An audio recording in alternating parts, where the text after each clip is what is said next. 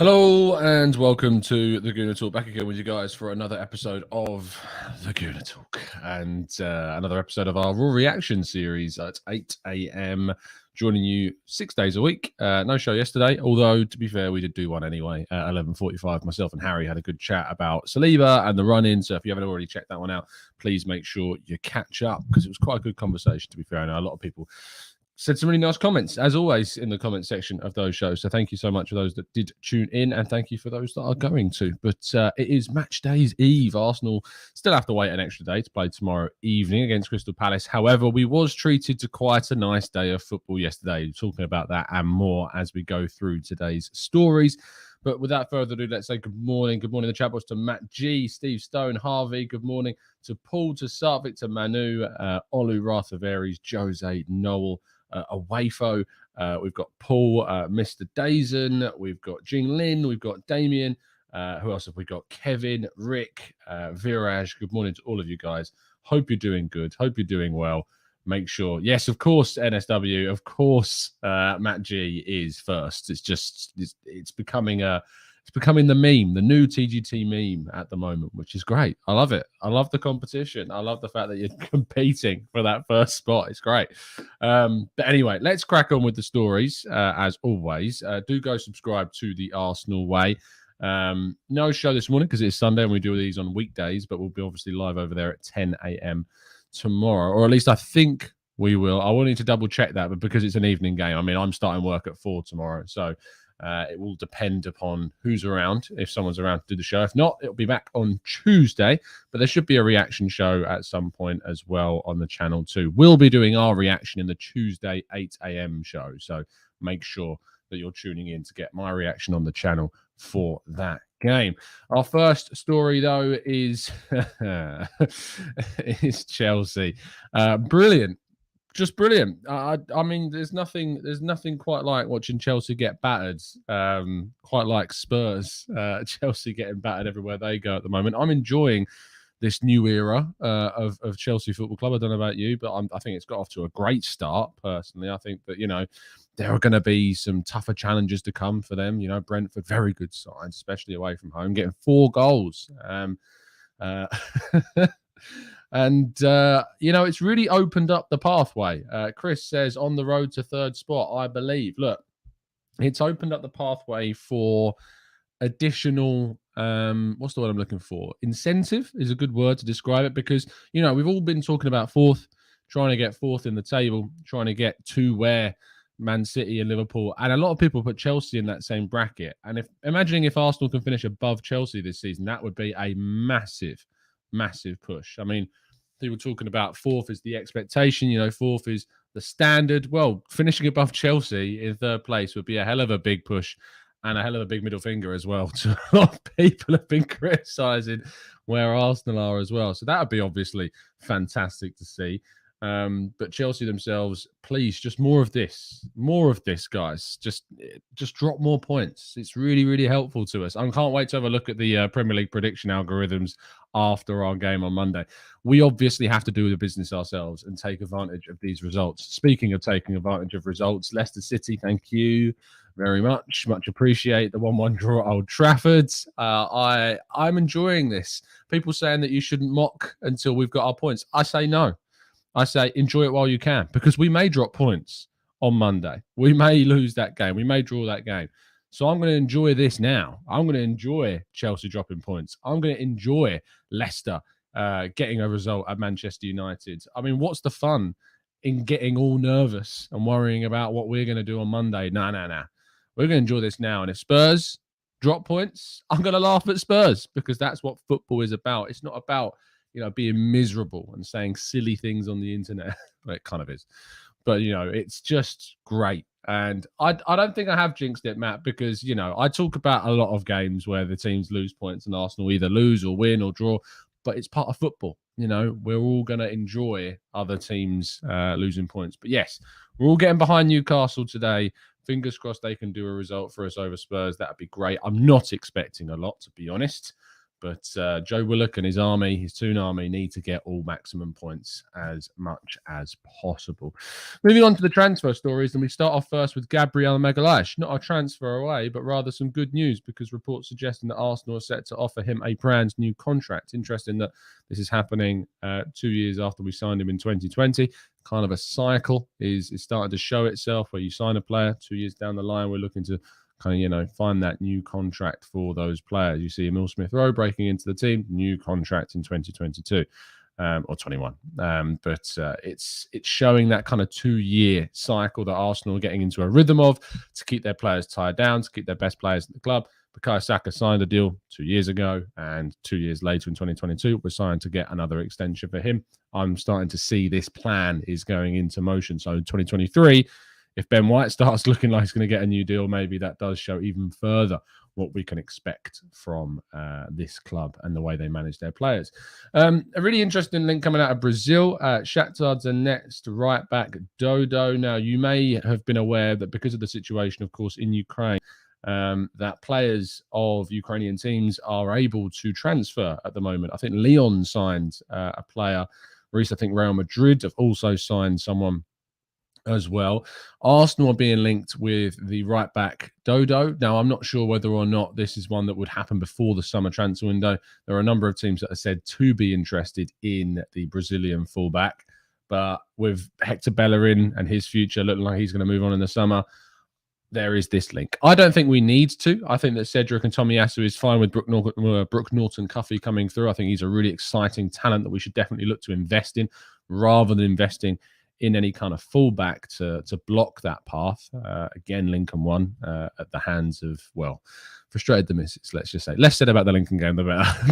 But it was a really good result for Brooke Norton-Cuffy again, and was part of that starting team. So I really don't think there is a need for Arsenal to push forwards with this plan. But who knows? We'll have to wait and see. What's all the congratulations going into the chat box? What is going on? Okay. I have no idea. I'm looking at the chat and everyone's wishing someone congratulations, and I don't have a clue why. Deary me. Lou, moving on to the striker. Someone give us some, clarity on that. Dominic Calvert-Lewin, though, is the main striker to talk about today, along with two others. And the interesting news surrounding Calvert-Lewin is that supposedly Arsenal have moved on from the possibility of signing the English forwards. He's not done particularly well this season. I'm not surprised if Arsenal don't want to associate themselves with any kind of risk with the striker they go for, and he would be a risk because this season has been a bit of a disappointment for them. I think that what could benefit Arsenal is looking at how much he might be available for if Everton were to, say, go down. That would significantly change things. And if he's available for, there's supposed figures of less than 30 million quid being banded around. And if he's available for that kind of money, it does seem counterintuitive maybe not to visit that if you are especially going for two strikers. So I think that's a really solid one moving forwards. Matt Thornton's Matt G got disqualified from being first. Why? Why did he get disqualified from being first? What's he done? Has he cheated? I don't know how you could cheat, but somehow Matt G cheated in the chat box this morning. Unbelievable scene. Victor Osimhen is our penultimate story. In fact, what we'll do is we'll combine this story with the headline story, which is also Lautaro Martinez, because reports coming from Italy suggest that Arsenal might go for both strikers this summer. Quite nice contrasting styles. You've got Osimhen more physical than what Lautaro provides, more of a number 9 than what Lautaro is. I look at Lautaro more as kind of, your not your second striker. He's kind of that hybrid role between 9 and second striker. I suppose a little bit like Lacazette, but you got Lautaro that's a little bit more direct, a lot more energetic, a lot more dynamic than Lacazette, and much more of a goal threat. So the idea of Osimhen and Lautaro Martinez together in the same side would be a hell of a project. So if this is what Arsenal are indeed planning, and there's reports coming out from Italy are true, that is quite a hell of an investment that they would be looking to achieve in the summer transfer window. But again, we keep talking about these strikers. At the end of the day, Arsenal need to qualify for the Champions League, and that will be determined by tomorrow. Certainly, if we don't get any points against Palace, it's a big, big dent but thankfully other teams around us are dropping points. So we need to try and get a result at Palace without shadow of a doubt. Anyway, let's jump into your questions. We're going to go for about 10 more minutes and answer as many of them as feasibly possible. So let's get them into the chat box and we'll go through them as much as possible.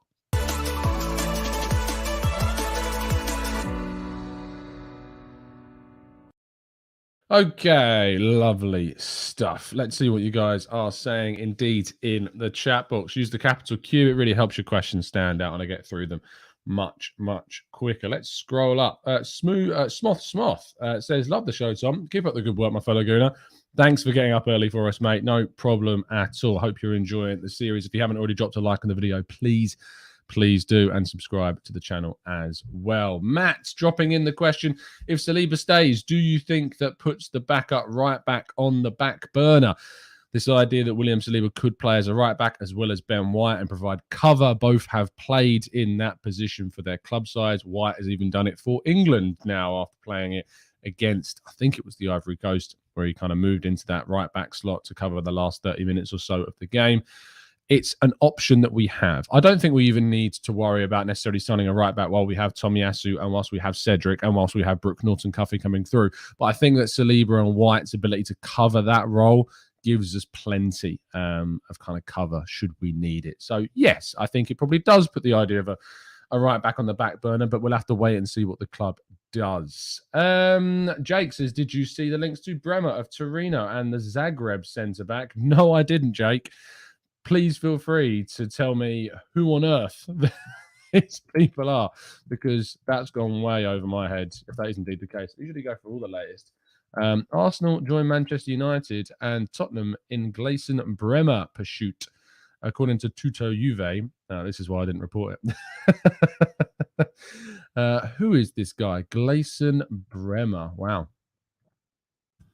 Never, ever heard of him. 25 years of age, Brazilian, fullback, rated at 30 million euros. Wow. I mean, he's quite highly rated, supposedly. 3 goals, 1 assist in 28 games so far this season, playing at centre-back, it says here. He's a centre-back. He's not even a fullback. So I don't know. I just assumed he would have been a right-back. But no, wow. 3 goals, 1 assist, 5 goals last season. And 1 assist playing still for Torino. Season before that, he got 3 goals and, well, he got 5 goals and 3 assists from centre-back. Clearly, this is someone with the ability to score a goal or 2 from the back. But I have got to say, I have no idea who he is. 25 years of age, though, Jay, who says that Bremer will be one of the best centre-backs in Europe in a couple of years. He's immense. John says Bremer is going to Inter. Reporters are just playing games right now. Again, maybe he's someone that's like really good on FIFA, and that's because I don't play it, so I don't know. Temi says, someone said Arsenal don't want Calvert-Lewin because he looks like Kolasinac. What? He looks nothing like Kolasinac at all. Matthew says, Tom signing Tielemans and Calvert-Lewin, or Calvert-Lewin rather, because we might get them at reasonable prices is not the reason we should sign them. We should not sign them if we do not deem them top quality. No, I think you're absolutely spot on, Matt. I don't think you should sign a player with price as kind of the leading factor. Quality always has to come first. But that being said, look, we know that Calvert-Lewin can provide quality performances. We know that Yuri Tielemans is a quality footballer. I don't think Tielemans is anything to look at in regarding price and that being a factor to sign him over the quality of the player. I think Tielemans is a quality central midfielder. The price is just a bonus in that sense. But Calvert-Lewin, there are better strikers out there that I think we should be looking for.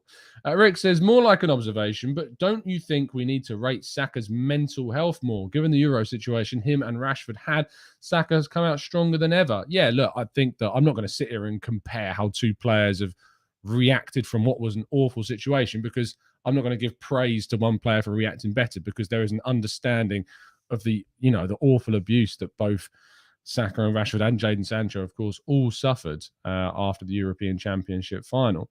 But what you have to say, speaking on an individual basis, is that Saka's been fantastic this season. And Saka has grown this season and matured this season. Perhaps that experience was something that buoyed him. It's something that he shouldn't have to go through, but has responded from really, really positively. Matt, did I see Matt Turner's statement on Twitter about his injury? Let's have a quick check. Yesterday was my day off, so I've been pretty much out the loop. I was trying to catch up on everything this morning. Update for you all, says Matt Turner. I always try to be candid and honest with the media, as you all know, and I hate having to even do this. I gave an interview yesterday, and my words have been pulled around to fit certain narratives, so I'd like to set the record straight. The US men's national team game in Minnesota has nothing to do with what's kept me off the field these last few weeks. I had a brief bout of tendinitis after that game in my left foot that was quickly resolved and back to 100%. After that, I resumed pre-season with the Revolution and training before playing in the final friendly of pre-season. Early on in that game, a reckless, unnecessary pre-season sliding challenge came in, which left me a hairline fracture on my right foot. 2 different injuries on 2 different feet, completely unrelated. My rehab is going very well. I'm hopeful of getting cleared and return to training again very soon. And I can put this chapter behind me and get back to doing what I love every single day. Thank you for all the fans that have sent me well wishes my way along this part of the journey. Your support was felt and helped to keep me going. Seems fine. So he's got a hairline fracture. We've got a long time until the start of next season. I'm sure he will be fine. So that's not a problem at all. Anne says, any more news on Gakpo? The more I see of him, the more I love what he could potentially bring to Arsenal. Only that Arsenal are very interested, and that's all that we can discuss at this moment in time. And I think that we're going to see these links progress. We've got 10 games left of the season. We've got, less than 8 weeks left, 7-8 weeks of the season remaining. We're in a situation where we're going to see some links crop up, but only until the summer we're going to start seeing things move. We did get it confirmed that June 1st will be the opening of the transfer window as well across Europe, 1st of July, and that September 1st will be the day that the window closes as well. Noel says, I am conflicted, Tom. My best friend is going to England for the first time. I'm watching his favourite team, Spurs. I want him to have a good time, but I want them to lose.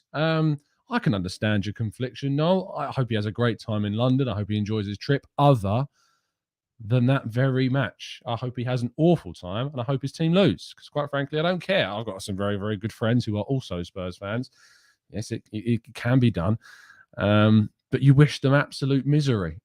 That's all you do. You absolutely just wish them utter pain and misery when they're in that ground, and that's their own doing. And, they've made their peace with it. They've decided to be Spurs fans. You can't help them. They are too far gone. So, no, don't feel conflicted. Feel directed to say, I hope you lose. Simple as that. Tim, did you see McTominay's yellow card or tackle on Maddison? How does it differ from Xhaka's red card tackle against City? It doesn't. I also thought that the decision to rule out Iheanacho's goal for that little drag on Varane's foot was a joke. Like that, if you're going to rule out a goal for that, what's the point in playing?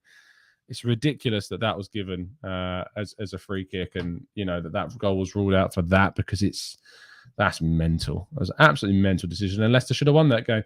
Kevin says, would Osimhen, Nunez, a centre midfielder, a right back, and a couple of depth players be a good window? It would be a mentally good window, Kevin. That would be a brilliant window to see Arsenal pull off. So yeah, without a shadow of a doubt.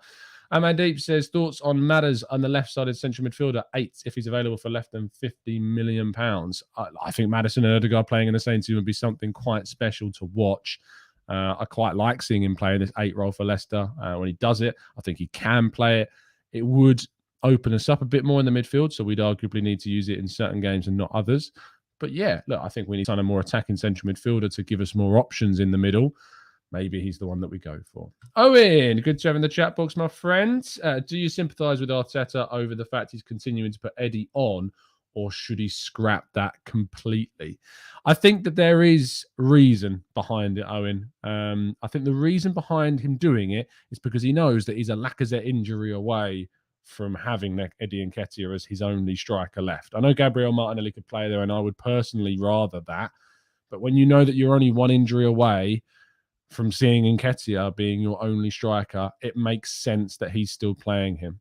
I used to be quite critical of the idea of bringing Nketiah on. I didn't think it brought anything. But with greater thought, when you think about it, it does make sense that he's still playing Nketiah, just in case that worst case scenario does indeed happen. Ian says, Chelsea got whopped today. Ericsson was good on the other note. Would you take Maddison as competition for Ødegaard? Oh, we just discussed that. I think I would, yes. Samugera says, hi, Tom. My prediction against Palace is a 4-1 to the Arsenal. Love that. Speaking of predictions, I am going to struggle this week to do a preview show for the Palace game, just because of how work is. I'm on a 10-6 today, and then I've got a birthday meal out in the evening, so I'm very busy. And then tomorrow is the game. It could be quite tricky. So I'm not sure we're going to get a preview show in. If we are, it would be the day of the game because I don't start until 4 o'clock tomorrow. So maybe we do one midday-ish if people are about, but it's a Monday. So doing a midday preview show on a Monday is a bit odd. So we may just have to give this one a bit of a miss. Jalonga says, which do you think is more paramount to get in the summer? 2 centre mids and 1 striker, or 2 strikers and 1 centre mid? 2 strikers and 1 centre mid, without a shadow of a doubt. Gooner says, hello, Tom. If you could only sign one position out of the following, which would you rather go for? Backup right back, backup right wing, or backup cam? Backup cam would be the one, because I think we needed more depth in the attacking midfield. I think that backup right wing, we've got Pepe at the moment. Until he moves on, we don't need to bring one in. I would get better if the opportunity came forward. Backup right back, I've already discussed. Don't think we necessarily need either because we've got a great option coming through. But backup cam, I'd love some competition for Odegaard. I think that would be a really solid move for Arsenal. I see Smith Rowe flourishing on the left more so than the middle. I think he's an option there, but I see him flourishing more so on the left-hand side. Kaz says, we've been linked with so many players, Tom. My head is starting to spin. So what will we just wait until Arsenal signs whoever in the summer?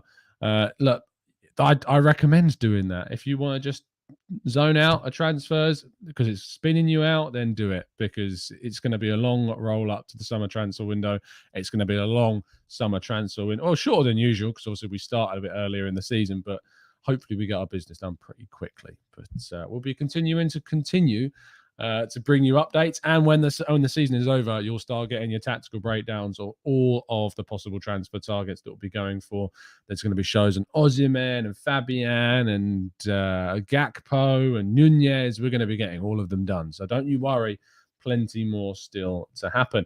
Christopher, did I see that Balogun scored again for Middlesbrough? I tell you what, he's flourishing and we love it. Yeah, he got a goal in a 4-0 win over Peterborough. Great result for them. I don't know where they quite are in the table right now, but they're 5th.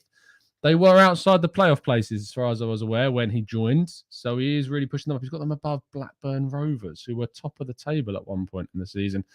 Wow. That is pretty impressive. Not as impressive as seeing Luton Town, though, in 4th. That is quite a feat for Luton Town.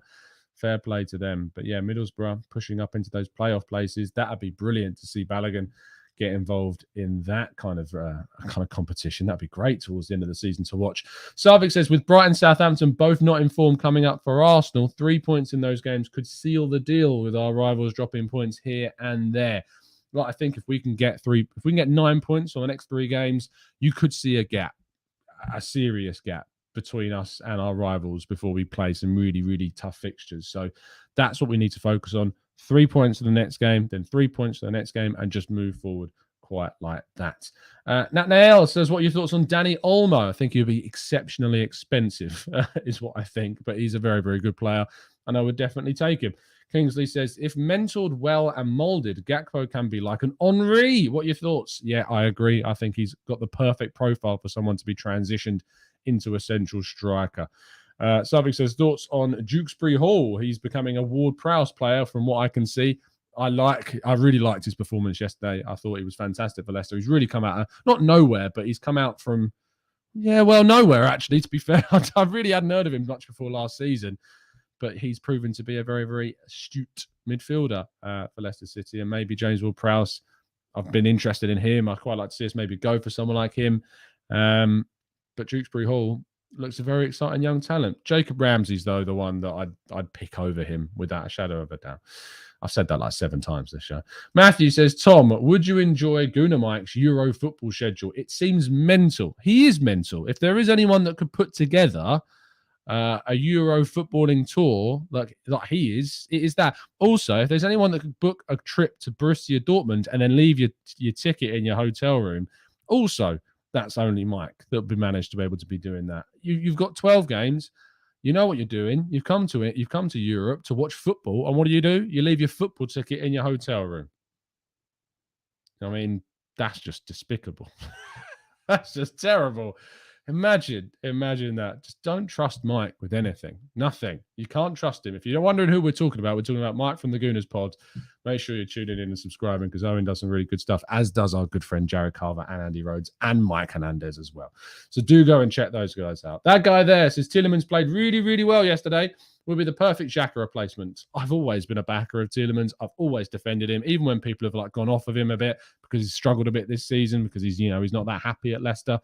I've backed him. And, I think that he needs to be someone that we really consider in the summer. Ronald says, our main competition is Spurs for fourth place. It absolutely is. Could we pip Chelsea to third? We absolutely could. If we win, we're only 2 points behind them. And we have to play them. Get a result at Stamford Bridge, and you're laughing. You're absolutely laughing. Anyway, we're going to wrap things up there, guys. Thank you so much for tuning in, as always. Do drop a like on the video if you haven't done so already. Join me again tomorrow morning at 8 a.m. for the last look ahead. In fact, we might combine the morning show with the preview show tomorrow. That makes quite a bit more sense, doesn't it? And we'll see if anyone's about from the members to jump on in the morning 8 a.m. show. Let me know in the Discord server if you indeed are. But drop a like, subscribe if you're new.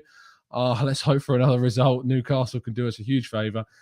Fingers crossed we can then get a result tomorrow, and then a reaction to that game will be on Tuesday. See you soon, guys. Have a great one. And as always, up the Arsenal.